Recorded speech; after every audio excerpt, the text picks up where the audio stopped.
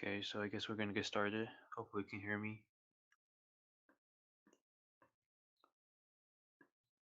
So just before we start, I want to talk about a little bit about who we are. So we're TIBA, Tsinghua International Blockchain Association, and we're a group of Tsinghua students who want to help people to learn about blockchain.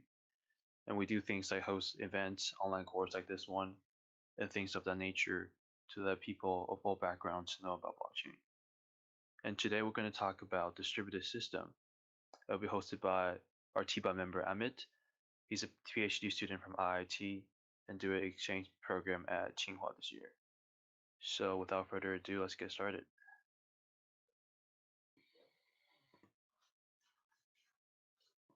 Okay, so good evening, everyone.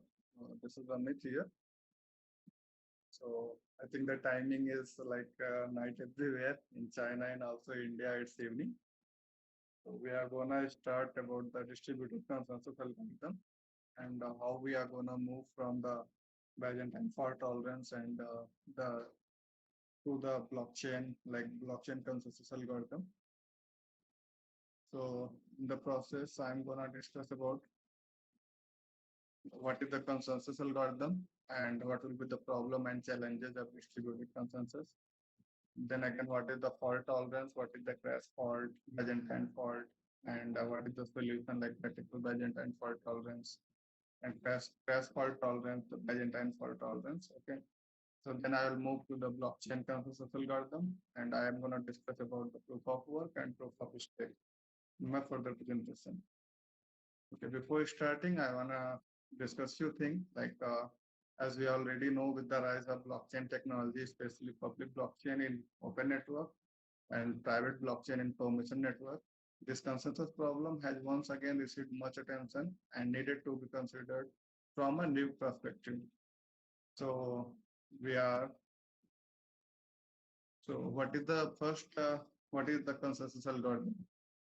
So consensus algorithm basically it's a decision making process for a group where individuals of the group construct and support the decision that work best for the rest of them.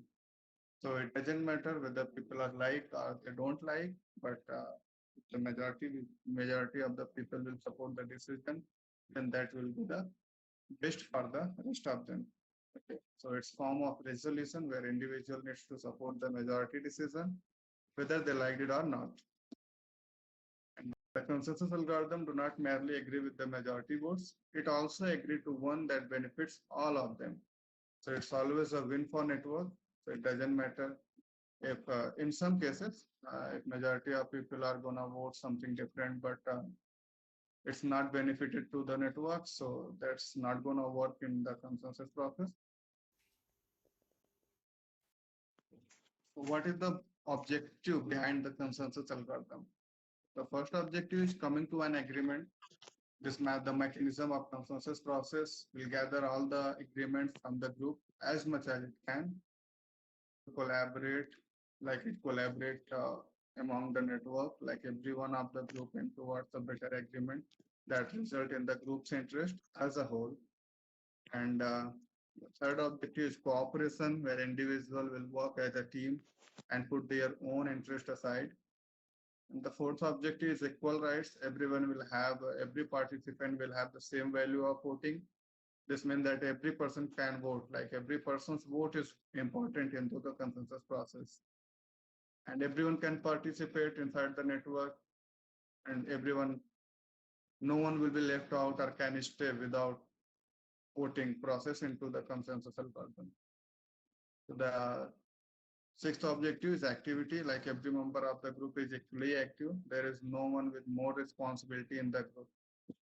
Like the value system, like for the every node, the value will be same whether it have less processing or high processing, but the value will be same for everyone.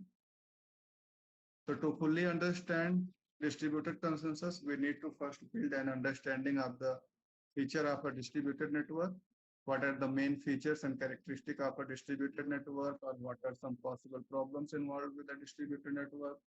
So let's look into some of these questions in this slide. Like the first problem is the crash fault. Like crash fault in a distributed network often may be related to one of the following issues.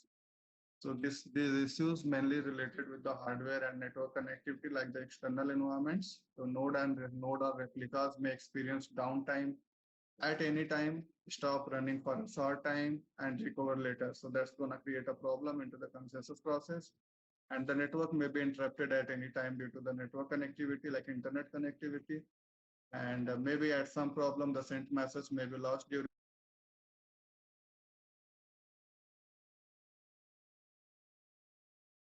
our message may experience the out of order problem during the delivery process.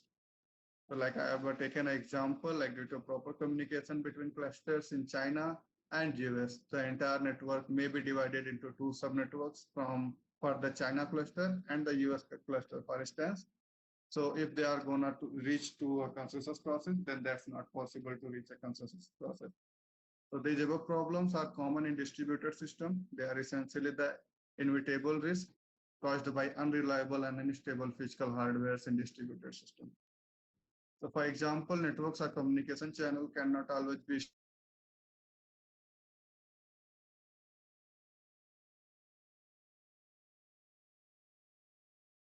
fault or the most basic and common type of fault to be solved in distributed system. Okay, so next one is the Byzantine fault. So as we already, most of us already know what is the Byzantine problem. So I'm going to discuss again that problem. You can see there are two figures here. One is the quad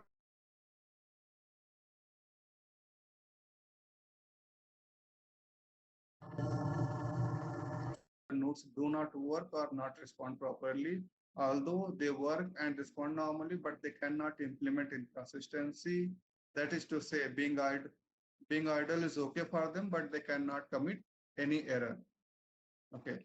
So this Byzantine fault, this one is originated from Lamport papers. It is the most complex and rigorous tolerance model. And in first case, suppose there are six generals plan an attack on a castle together, and each general can choose to start the attack or they can retreat. So everyone is have equal value into the this coordinated attack. However, to successfully take the castle, all of the general must act synchronously.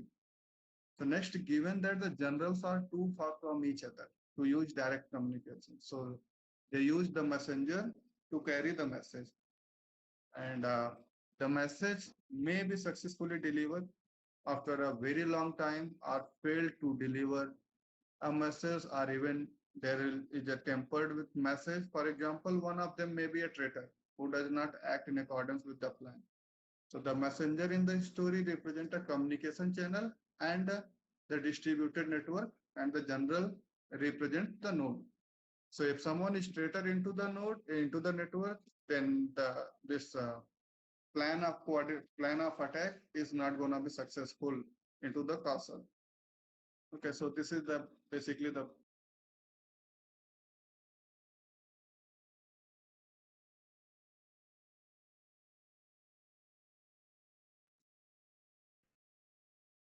next one is the solution, like the fault tolerance. What is the test fault tolerance and what is the Byzantine fault tolerance? Okay. So the most critical problem that distributed consensus algorithm need to solve is the question of how to implement the certainty and consensus so that the reliable consensus results are written across the entire.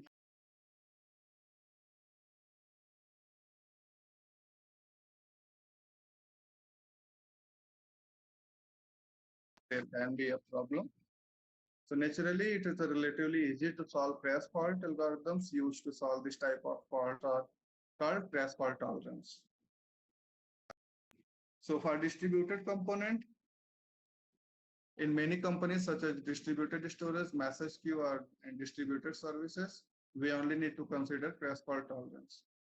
And the reason for this is like the entire enterprise network is closed and protected by multiple firewalls, making external accesses and attacks unlikely. Like if in a private organization, like everything is closed, they don't disclose their firewalls or they don't disclose their network. Like no one can externally access to the network.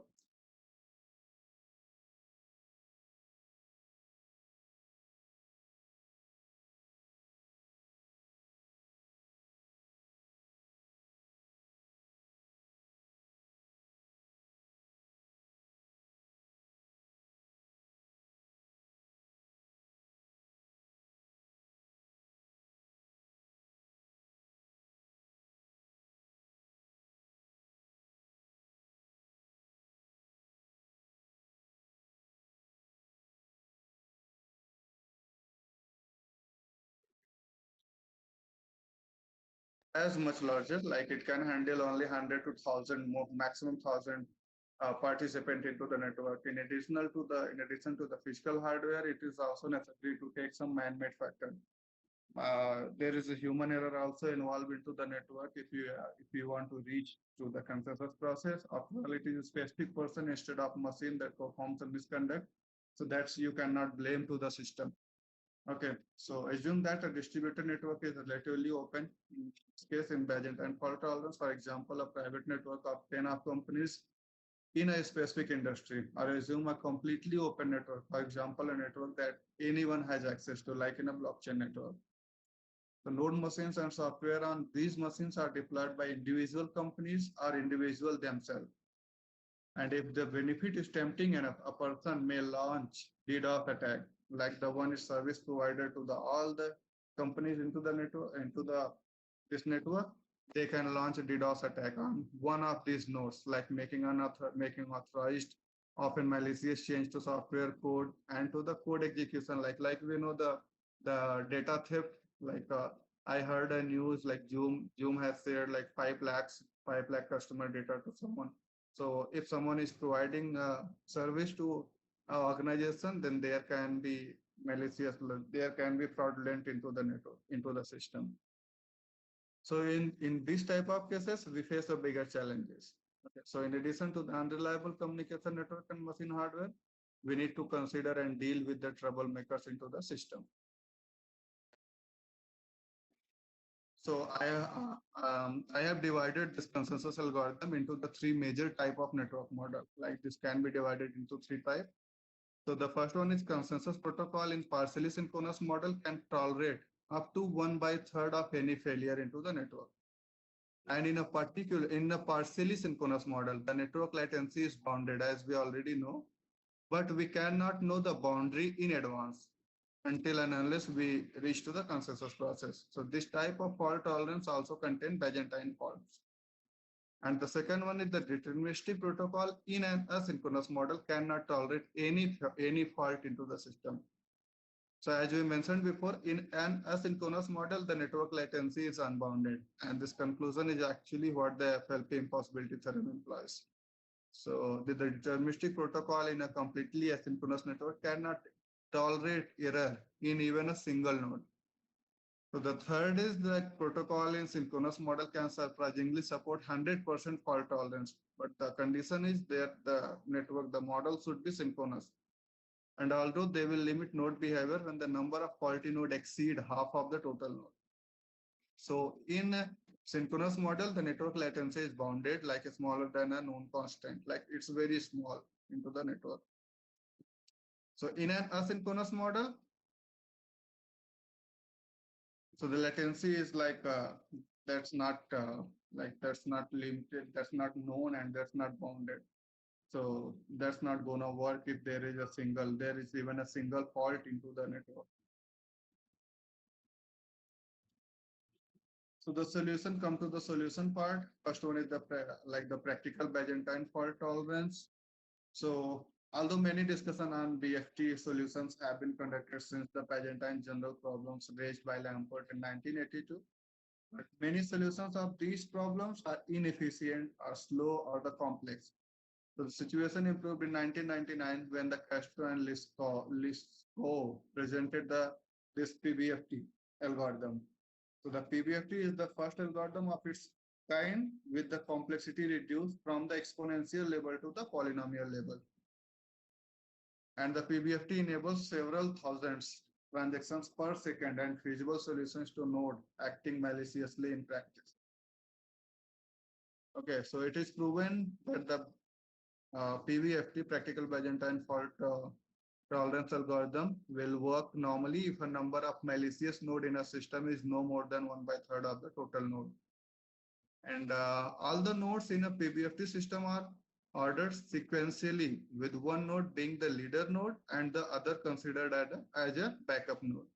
So all the nodes in a system communicate with each other and reach consensus based on the majority principle. Like each PBFT consensus round is called a view. So I'm going to discuss what is view and what is this PBFT algorithm. So the leading node is changed during the every view, and can be replaced with a protocol called a view change. If a certain amount of time has passed without the leading node broadcasting to the request, then the replica, here, the replica timeout mechanism ensures that the crashed or malicious leader can be detected and that a new will start by re-electing a new leader into the system. Okay, so there are 5 phases experience from the client launching request to the receiving response. The first one is the launch. The client initiate the service request M to the cluster. As you can see here, this is the message, and the client will request service request to the cluster. So in the case of pre-prepare node, the leader node replica 0 will verify the validity of a request message here, and it will assign the sequence number n to the request m in the view of broadcast the assigned pre-prepare backup node, like the replica 1, replica 2, replica 3 here. First one, second one, and third one. Okay. So next one is the next page is the pre-prepare phase. So the backup node, like the replica 1, replica 2, and replica 3, the backup nodes. This will verify the validity of request message M and accept the sequence number N. And if a backup node accepts the assignment scheme, it broadcasts the corresponding prepare message to all other nodes. So in this phase, all the replica required to reach a globally consistent order, this one will send here to replica 2, replica 1, and replica 0. It will also send replica 0, replica 1, replica 3, and replica 1 will also send to the replica 0 and replica 2 and replica 3. Okay, so the next phase is commit phase. In the commit phase, once the assignment agreement message is received from the cluster, all the nodes like the primary and secondary node. Primary node is the replica, this one client node, and the secondary node is the replica node. All the nodes will broadcast the commit message to all the other nodes. In this phase, all the replica have agreed on the order and confirm the received request. It will send to the other, it will also send to the everyone, it will also send to the everyone. Okay, so the next one is the in case of reply, there will be execution, and after that this replica node will reply to the client. So after receiving a commit message from the clusters, these clusters, the nodes execute the request M and send replies to the client.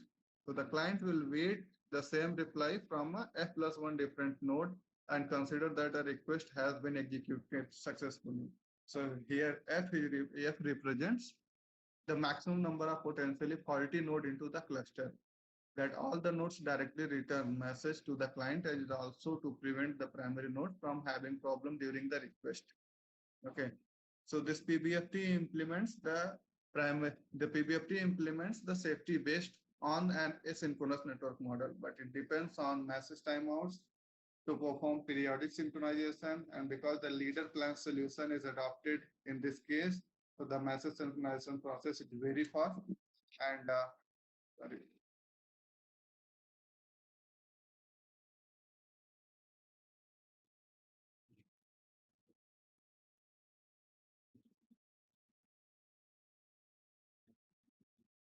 Okay.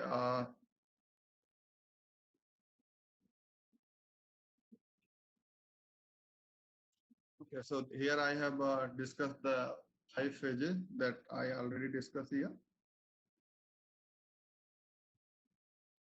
and we'll discuss about the limitations. What is the limitations of this PBFT algorithm? Okay. So you may have noticed that multicast is required throughout the 3-phase protocol of PBFT, like here. In this case, and in this case also. In all 3 phases, the multicast is required. Okay. So in the pre-prepare phase, the primary node broadcast the request to all secondary nodes, and in case of prepare phase, the secondary node broadcast to all other nodes, and in commit phase, individual node broadcast to all other nodes. Okay, from this process, we can know that the number of communication time is the number of node squared. Like every time we have here 4 nodes, so the communication time is almost square in this case. Okay, so when the system has a larger number of nodes, this broadcast mechanism will be a disaster. So the system is almost unable to reach a consensus in a short period of time. Okay, as we can see, so there are other limitations.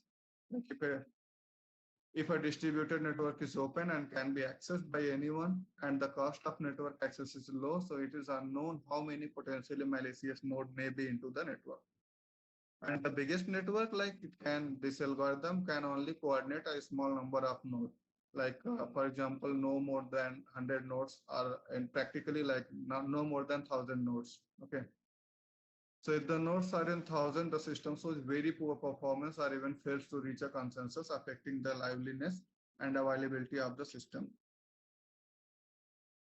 So that's why we are moving to the blockchain consensus. Like the first one is proof of work consensus. That one is introduced in 2009, like the main Bitcoin paper produced by the Satoshi Nakamoto.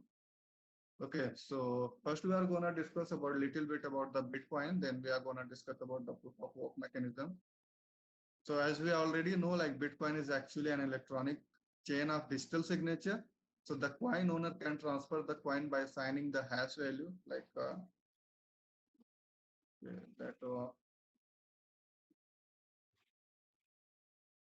Okay, so that can be signing by the hash value and the previous transaction and the public key of the next owner, and adding this to end of the coin.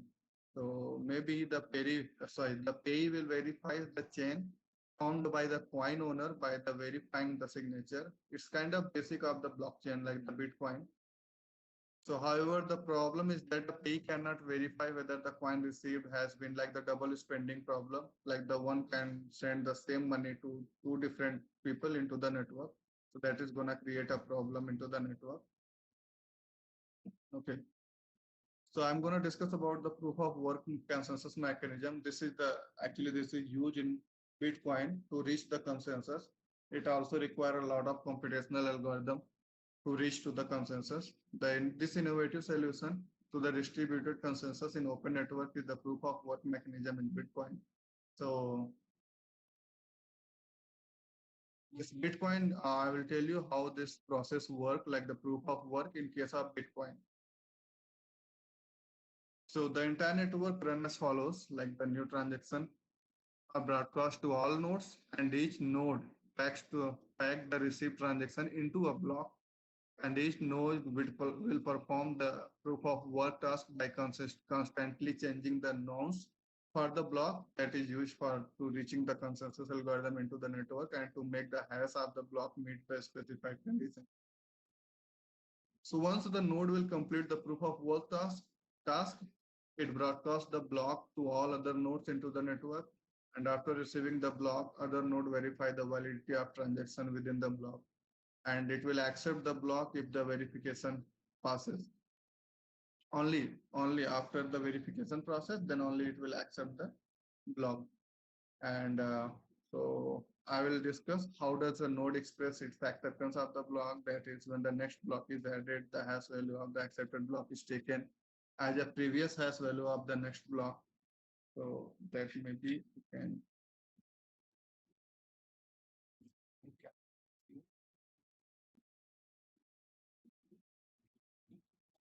So let's suppose this is the block. So there will be a nonce. So pardon my writing. I'm not good to write into this one. So like this one is the nonce, and there will be a timestamp here, and there will be a hash of previous block. So suppose this is the block number n, and there will be another block into the network. So suppose this is the n-1 block. So the same like nonce will be here, and the hash of previous block and the timestamp and the Merkle root. Merkle root actually combines all the transaction into a single hash. So if you don't know that, so there will suppose this is a transaction one, this is a transaction two, this is a transaction three, this is a transaction four. Okay, so it will combine here, and this will be the hash of transaction T1 and T2 combined, and this will be the hash of T3 and T4. Okay. So then again it will combine and this will make a single hash value of T1, T2, T3, T4, and this will be a Merkle root. And now see the randomly generated number and to reach to the consensus process, and there will be a timestamp and there will be hash of previous block. So so there will be a hash of this block that is gonna be connected into this one. Okay. So this is how it works. So I'm gonna discuss like how if someone want to send a Bitcoin to someone, then how it's gonna be proceed into the system. Okay, suppose Rob wants to send zero point 0.3 Bitcoin to Laura. Okay, so the Rob will open his Bitcoin wallet first, and then he will scan or copy the Laura address and fill the amount and the fees, and then it will send. So if you are wondering what is this fees, this fees, sorry.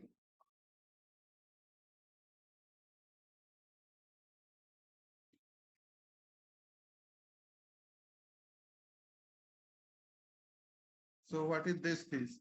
So there is a fees that we pay to the miners, and there is a transaction fees that we pay like the network provider, like the which apps you are using and what are the other things that is gonna you are gonna do to the system. So there is also transaction fees included into the every transaction of Bitcoin happens to the blockchain network. Okay.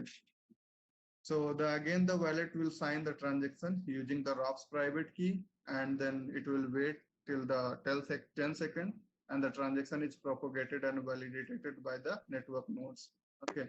So the transaction in the next block to be mined. So what is the miners? If you are wondering, if you know already, miners are the nodes who is gonna participate into the consensus algorithm to reach to the consensus. Okay. So mining is the computational process of calculating a certain hash. Okay, so this is the suppose we have a mining time, then again we'll move. There will be new Bitcoin created to pay the miners. Okay, the miners who solve the proof of work will propagate the new block to the network. The new Bitcoin will be created, and this is gonna to this will to pay the miners. Okay, and then the nodes will verify the results and propagate the block, and Laura will see the first confirmation and the new confirmation appear with new block that is created into the system. So here the transaction is completed. Okay, so so before that I will discuss something like since the cost of proof of work is very high, because this computation, like mining is the computational process of calculating a certain hash. This process itself takes a lot of electricity and lot of computational hardware to reach to the consensus, to reach to the certain point. Okay, so the cost is high. So how we can encourage everyone to contribute their computational power and become nodes to ensure the safety of the entire Bitcoin network? So that's for that Bitcoin provides two incentive policies, like the node digging out a certain block will obtain a certain amount of Bitcoin, which is actually the only Bitcoin issuing mechanism, like into the open public blockchain. So all the Bitcoin can only be dug out through the mining, and then they can enter into the circulation. And miner will obtain a certain amount of service fees for processing the transaction information, which is actually the circulation of existing Bitcoin, like into the secondary market, where 21 million Bitcoin are all dug up, and user can only be motivated by service fees. Okay.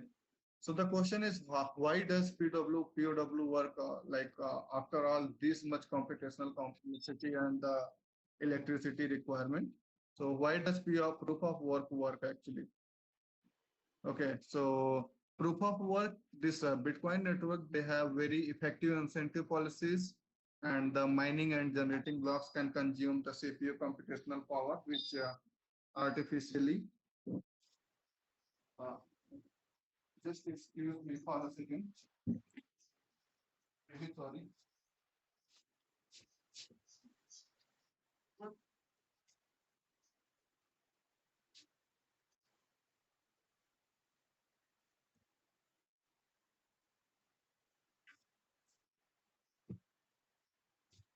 Okay, I'm really sorry for all the disturb. Okay, so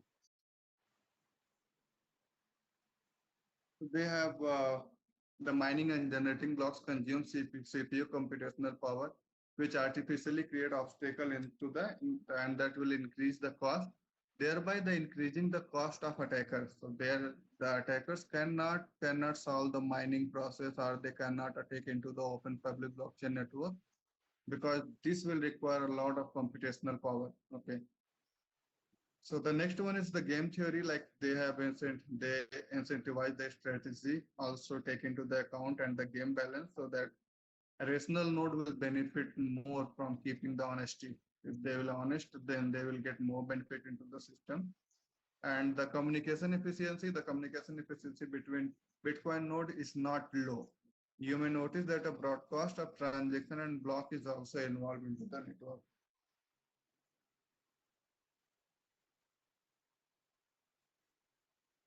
So, however, such a broadcast are not broadcasted between two nodes actually. Instead, information is broadcasted to all other nodes by a certain node, like the miner node, the node where the transaction occurred or the proof of work is computed. So, in addition, the broadcast for transaction is not required to reach all nodes as long as many nodes the broadcast. Okay. So it will be packaged soon in 2014 actually. And so 2014, there were scientists like Miller and a few other colleagues. So they strictly proved that the message complexity does not increase with the network size, but that will be constant into the network. Okay. So these are the reasons why this proof of work actually work. Okay, like nowadays also most of the like a lot of real-time application they use proof of work instead of this much computational power and high electricity consumption. Okay, so there are few limitations of proof of work mechanism. So it needs high computing power. Like in 2017, Bitcoin energy farms alone consume 54 terawatt hours.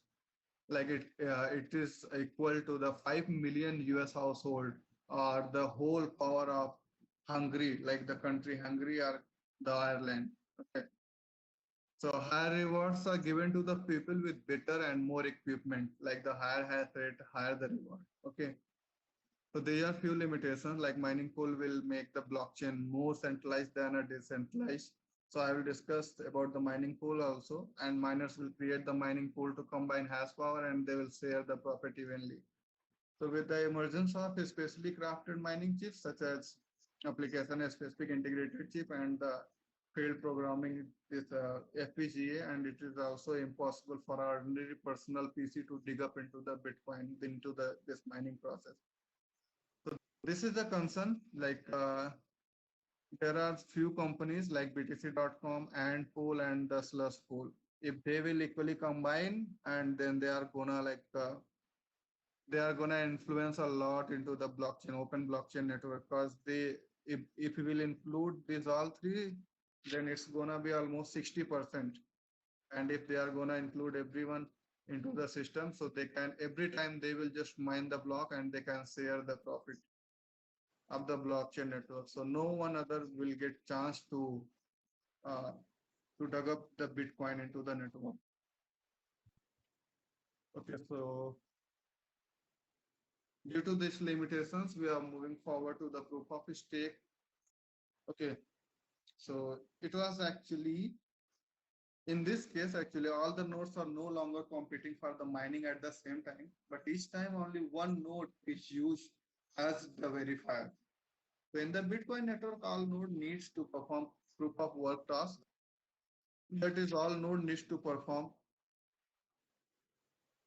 complicated hash operation into the proof of work, and there will be a large amount of CPU computational power, while only the node that finds the answer first can be rewarded, and the others effort is gonna waste into the system. Okay. So this simultaneous competition between all the nodes will undoubtedly consume a large amount of resources, but only the one who will solve the puzzle is gonna get incentivized into the network. So we are thinking like, so can only one node work at a time, like not competing with each other? If so, how will the lucky one be chosen? So that's why we have proposed the proof of stake. So in this case, miners are no longer needed. Instead, only one node need to be selected at a time as the validator to verify the validity of the block. So if a node is selected as the validator to verify the next block, and then it will verify whether all the transactions in that block are valid or not. And if all the transactions are verified to be valid, then the node will sign the block and it will add to the blockchain. And in return, the validator will receive transaction fees related to these transactions. So in the proof of stake, only one node will work in each consensus process. And the work is very easy, thus achieving the purpose. The purpose is actually the saving the resources into the system. So I'm going to discuss about how it works. So the first the transaction are bundled together into what we call a block, and then validator will stake the personally wealth as security deposit. The one will have the higher stake into the network to be randomly selected into the deterministic way. And the validator will mint or force a new block into the network, and validator will then take the transaction fees inside the block. Okay. So then they will lose a part of the stake if they verify fraud transaction. And if they don't find the fraud transaction, also they are gonna get the transaction fees into this process. Okay. And then verified transaction are stored into the public blockchain. And then it will be get binded and then it cannot be tempered again. Okay. So there are a few differences between proof of work and proof of stake. So in case of proof of work, the probability of mining a block is determined by how much computational work is done by the miners. But in case of proof of work, it is determined by how large of a stake a person is holding, like how many coins they possess into the network. Okay, in case of proof of work, a reward is given to the first miner to solve the cryptographic puzzle of each block. In case of proof of stake, the validator do not receive a block reward. Instead, they collect network fees as their rewards. And in case of proof of work, the network miners compete with one another using computational power. Our mining communities tend to become more centralized over a time. So that's the biggest problem of proof of work. And in case of proof of stake, the proof of stake system can be much more cost and energy efficient than proof of work system, but are less proven. Actually, like most of the companies or most of the system that is work on proof of work system only. Okay, so there are a few other consensus algorithm so that I haven't discussed. Maybe if you wanna uh, go into the details, so you can reach to the group, and I will again discuss the other consensus algorithm also. So that's it for today. And if you have any question or any doubt, you can ask.